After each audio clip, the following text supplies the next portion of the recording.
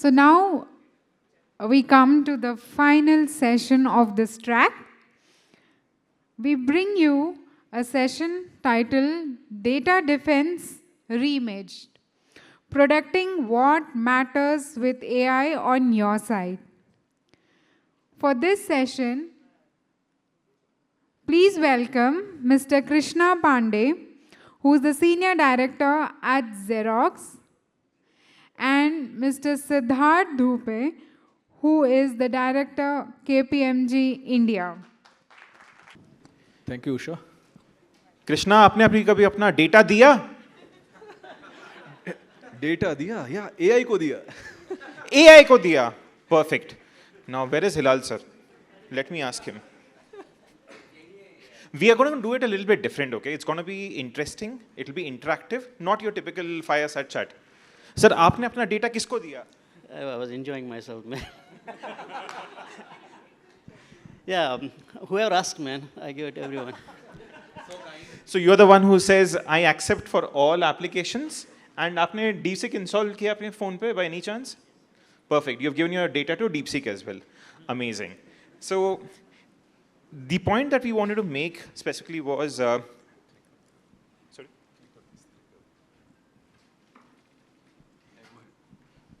all of you are using a lot of applications, AI applications, knowingly or unknowingly, you've been giving up your data for training and let's say benefiting a multi-billion-dollar company, which is offering you free AI tools for free. But how are large enterprises looking at safeguarding data, leveraging AI?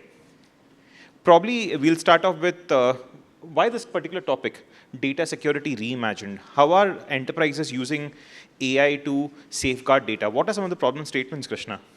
Yeah, so because this is supposed to be very informative, so slides are there to read, but we will try to kind of interact with you also. So the data defense, right? Everybody is talking about AI, but in my opinion, Sid, right? The data defense is nothing new. Data has been always there. What has changed is how to access data and the interface to expose data. So from the data-centric world, when we move to cloud, again, we left open through the APIs and whatnot, the data transformation. We were talking about data lifecycle management since last decade.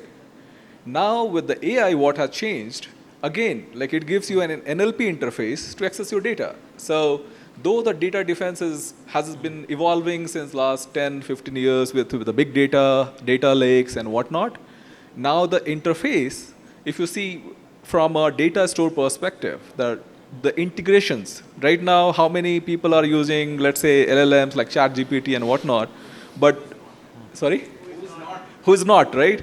But what is evolving is the integration part. Like everybody is integrating their co-pilots, the ChatGPT with their email inboxes, their OneDrives, their SharePoint, everywhere. So AI runs on data, and those integrations with the SaaS services, right? Where we have third-party integrations, that is what actually driving this.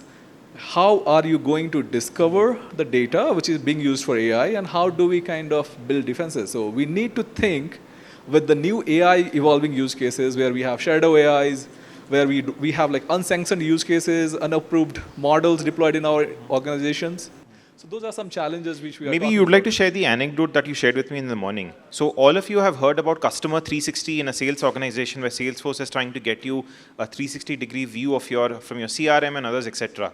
Now with Copilot and others coming in, is the attack surface also increasing given that all of the information is being collated in a place? What do you think, Krishna? So the funny thing again, right, because this is not going to be a typical thing. So when I was traveling to the venue today morning, I had a very unique use case in mind as an attacker. So we are, let's say, doing an RFP, right? And you know that, hey, let's say that we are evaluating one product, right? And you had a discussion with one of the vendors, and one of the vendors you are not considering even. But the vendor you are not even considering sent you an email which is sitting in your email drive. Now, if you go and ask your co-pilot, hey, tell me a competitive evaluation of 3-4 products in this area, the co-pilot is going to read those emails which you have not read and bring those conversations into your evaluation. So even if you don't know, right? And this was like, I was like, because I did a search on my Copilot, and something popped up which I was not aware about. It happened in like March, right? So those sort of use cases where I can go and change the narrative, right, due to the power of integration. Same thing with the zero-click exploits and whatnot. The amount of trust we are putting in, the implicit trust with those integrations are really kind of challenging. That probably brings me to another topic. In terms of how do you embed trust across the entire life cycle? You've all spoken about data. There's been a lot of AI overdose since morning, right? But how do you embed trust across all the layers of data? Probably. So there are two potential views that we want to give you. One, at a layer across how from data to compute till the trust, how trust is being embedded across the entire life cycle, and also from a perspective of stakeholders. Let's say the stakeholders being regulators and others, etc. How do you work with them, and what is anticipated, and what does trust mean for each of them, right? When you typically look at content and data, in your enterprise, you're not only concerned about what data is actually leaving, you're also concerned about what type of proprietary information, what type of data is coming in. Now, typically, if you use external data for actually training specific use cases within your enterprise, until unless you've paid for, you've taken a look at what the licensing model actually evolves, you may be fined for IP rights and others as well. There's one particular use case from a large US bank where the US Federal Reserve, similar to the Reserve Bank in India, observed that the model outputs which were coming in from a particular bank were too good to be true. They were very close to what the bank had anticipated. It was later on found that one of the personnel, a director from Federal Reserve, joined this particular bank and bought in training data sets from the Federal Reserve to train the AI models at this particular bank. So not only was the person fined, the bank was also fined by the regulator for training the data as well as allowing the data to be brought in without explicit permission. If you look at the compute layer, right now, you look at how is the model being deployed, trained, but what's more important, I probably want to talk about the data ingestion layer, right from the time you're pre-processing data, you're doing the metadata enrichment, the data pipelines which are being created. Security has to be embedded across the entire life cycle, right from the point of data creation till the point of ingestion and uses at the application layer.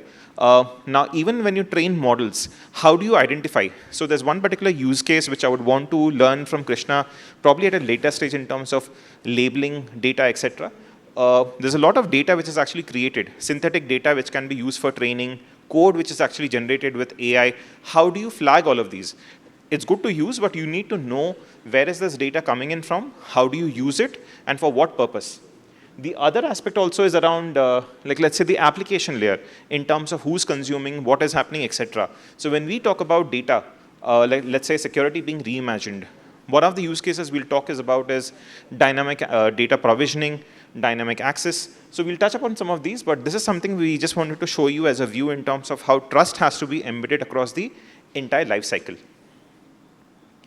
Now, if you take a look at the stakeholder view, you've taken a view from a perspective of how trust has to be embedded across each layer. When you talk about who are the stakeholders, you have the users, the risk assessors, the AI model development team, the security team, regulators, your business users, as well as your customers.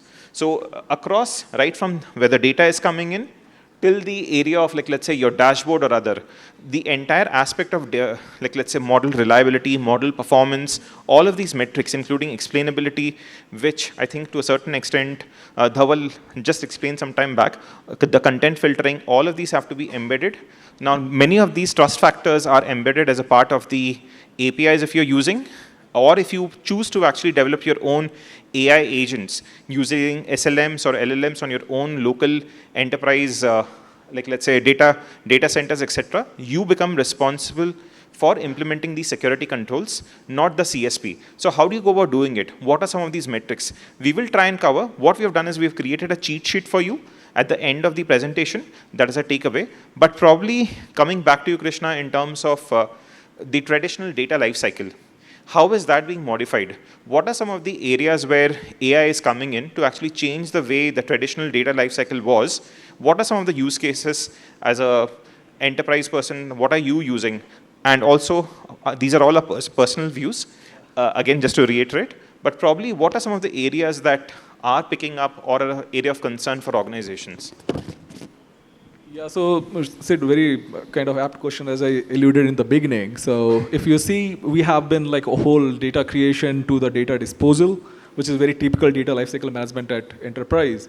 And what you actually, there is a great deal of information which we covered in the last couple of slides is all the layers, right, from the ingestion to the kind of end use cases, protecting the data. Again, it is a defense in depth if you see from an architecture perspective.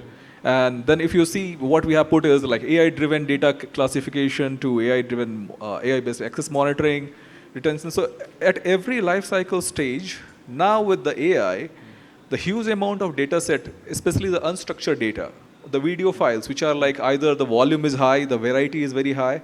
In fact, when the big data journey started, we were talking about velocity, variety, and variety, right? So these three things which to define the like huge amount of data.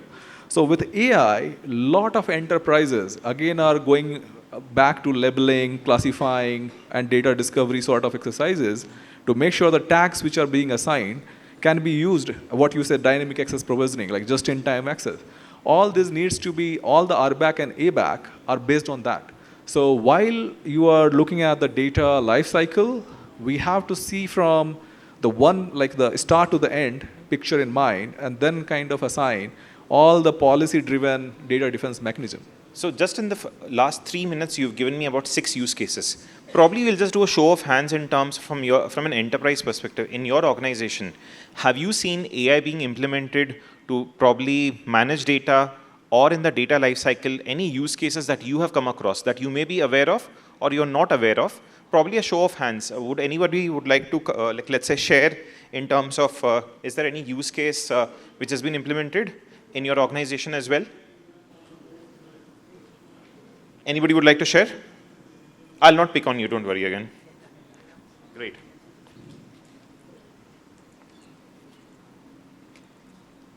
Why don't you share an example of where and what you have used? Yeah. I work with Krishna. Yeah, we work at Xerox. So one of the typical use cases is like when you want to solve a problem. Okay, you have this huge database of people who have worked over the years supporting in this support organization, and we have a database of all the documentation. There'll be a 1,000-page documentation how the product works and all. So AI simplifies in identifying what the real problem is, okay, and which area of this documentation I can go churn and get the required information, which for a human it will take a long time, where either he has to have a lot of experience or he should have a lot of time to dig into it. But AI just turns it out into very fast. So this is one use case which we have deployed at Xerox. Probably just coming on to that again, what we've also seen is you no longer need to write extensive SQL queries. MuleSoft and others actually have come up with, like, let's say, language models where you can simply type in your query in English, SQL queries, etc., get built on the fly. But when you're talking about data, we are going a little bit further. What you gave was a use case and end use case. We are taking a step back in order to see how do you actually label data, right? You may have different policy agents. All of you must be using something like a purview. Yeah, so again, coming back to that, right? If you see, like I can name the vendors probably, like there is a solution from Palo Alto, Zscaler, or Microsoft. Like there are a lot of vendors who are now writing classifiers, which can be regex based, but again, they are able to identify, like if it is a financial data, it is PHI, PII, PCI, like not just that, like they have gone into very granular level to identify all sort of data sitting in, and they're also able to find out which AIs you are, like LLMs are you using, what kind of data they are accessing, and then basically you have an input or output layer sitting in between, and the industry term for that is AI security posture management. Right. And now we are looking at also like AIDP, which is like AI-based IDP, too, for the just-in-time access and whatnot. So those are a couple of patterns which I'm seeing, Sid. Probably what we've also done is we've tried putting together a comprehensive list of different use cases across data. We'll not go through all of this because if you look at the entire traditional life cycle, which Krishna was talking about, that is now changing like crazy in terms of right from the point of creation till ingestion till distribution and sharing. What is important is context. Context of your users, context of your organization, context of your security. So any AI model that you're trying to use, it takes into context a lot of data which is coming in from your own enterprise in terms of use. For example, I'll take an example. A lot of you are aware of that any production system needs to be used with a lot of changes are not supposed to be allowed. But typically, you need to have production access surveillance in terms of trying to understand behavioral anomalies, anomaly detection. Has anyone bypassed a firm-approved methodology to actually access a production system? Or like, let's say somebody who doesn't have access is trying to access that particular enterprise resource on a regular basis. What is the intent? Is it something he's meant to do, not meant to do? Does he have a business approval? AI can be used in that as an example. There are a lot of other such examples, but probably one that I want to understand was, you did mention about data labeling. Why am I coming back to that again is there are a lot of policy engines which run in terms of AI and others. So unless you get your data labeling right, you'll not be able to implement. So anything that you've seen which has worked well, or like enterprises should be careful about when they're starting off on their journey for preparing data sets or data for their AI journey? Any best practices that you would like to share? So one thing which I saw in my career which works really well is the concept of data lineage, right? A lot of time, like you have one data set which keeps on deriving, like getting on derived from another use case to another use case. And before you will realize the same data set will be maybe in 50 other places with some more additional data added. So one thing which really worked in terms of data governance was the data lineage part, where normally like the tags also propagate along with the database. So if you are deriving a table, let's say for example from a database, it will have tag associated, and if you're deriving a child table or like something like that, the tag also propagates. And then based on the tag, you can define policy. Even like if you go back in time with the big data, like we had something, what you have written here for the access control. Now you have like lot of regulations coming up on the European Union side. Hey, my data cannot travel outside European Union. So in these tags or data labeling are also very kind of, I would say, beneficial in terms of those also use from cases. a DORA perspective, right? Where you need to have operational resilience, you need to know where your data is lying. So absolutely agree with you. But again, probably going back to the view that you mentioned, having an integrated view in terms of how important is it to actually use AI? Or can you talk about how AI can be used for getting a integrated view of your data in your enterprise? How is that improving the overall cybersecurity posture, given the plethora of tools which are there? So AI again have a role to play. So one thing which is coming is, and we have seen from the data consistency perspective is, for example, again, I go into a lot of practitioner views, but let's say that like company A is sending data to company B. And then company A has like a address column in, let's say, one of the column 3 or column 4, and it is like one line of address space. Now you're sending it to, again, to the same company, and this time you have changed the address. It has gone to column 7, and then some address has changed to 3 lines. The AI is bridging the gap when it comes to the data, like data kind of, I would say, mapping, and all those sort of scenarios as well. When it comes to security, now if you look into, now the AI is playing a picture, if you have the credit card information in your tables.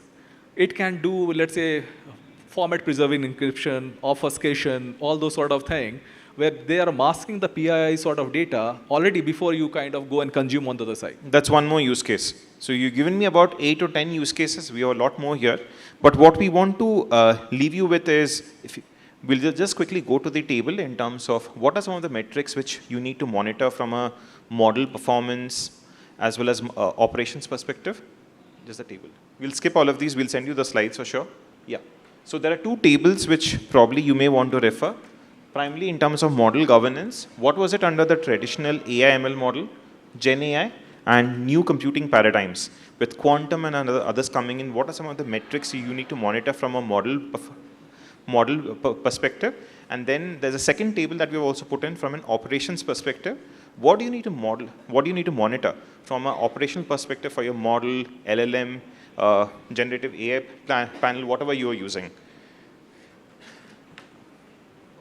We are open to questions now, but we do have a small quiz for you as well. We'll probably jump over to the quiz, and then we'll take any other questions that you may have on this particular topic. Yes, now it's time for quiz. As you all know, one question will be displayed on the screen. I want you to raise your hands and answer the question. How much percentage false positive traditional DLPs generate for AI use cases? We'll pass on the mics if you can raise your hand. The options are, it's visible, right? Yeah, 0 sorry. to 25, 25 to 50, 50 to 75, 75 to 100%. It's just No. a guess. Anyone wants? You have to raise your hand. Yeah. See, Go ahead, 50 Hilal. to 75. So we have three answers, three people Okay, who have any more? answered. Anything from the last row? There. Okay. I would guess 0 to 25. Okay. Any more? Anything more? You don't like higher numbers?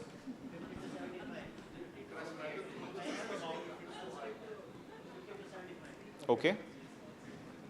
Any last guess? Okay. We'll go with the lady's answer. The answer is 75 to 100.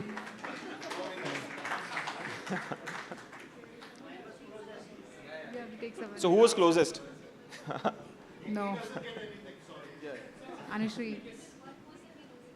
Yeah, one person can only get one gift. So I think the gentleman 50. Okay. So we'll give it to him. The closest answer. Yes.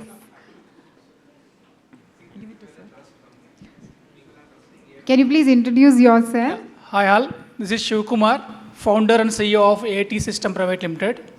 AT mean Agile, Efficient, Innovative Technology Yield. We are based out of Bangalore. We are doing like a product and service based company. We are making like a product, digital marketing products, e-commerce, medtech. We are also introducing like it's like e-commerce platform like a Jebgo. Recently we are also conduct like AT Global Tech Summit in the month of October 15th and 16th. Thank you. Thank you all.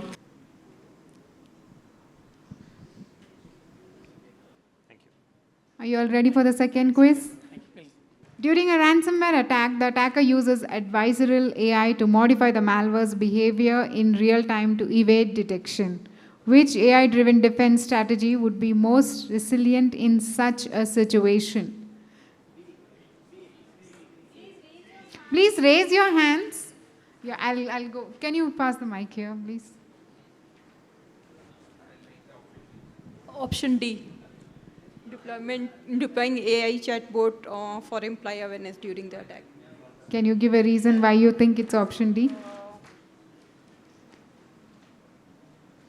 Because That gentleman there. We'll go to the gentleman there. He had raised his hand. Okay, right behind there. You he's are not raising his- qualified here. No problem. We'll take it there. The gentleman towards your right. I think he had raised it first, huh? Okay. I think this is option B, but yeah.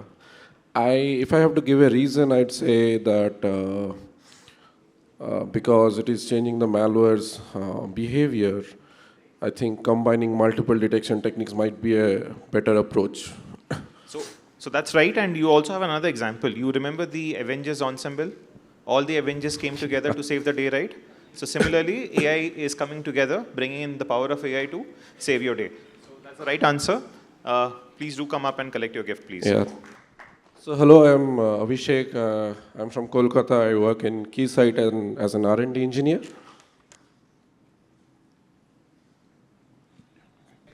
Thank you, Krishna and Siddharth, for Thank you. showcasing Thank you. how AI is reshaping data and defense. With that, I request Anushri to please felicitate our speakers. I request Krishna to please accept the small token of appreciation.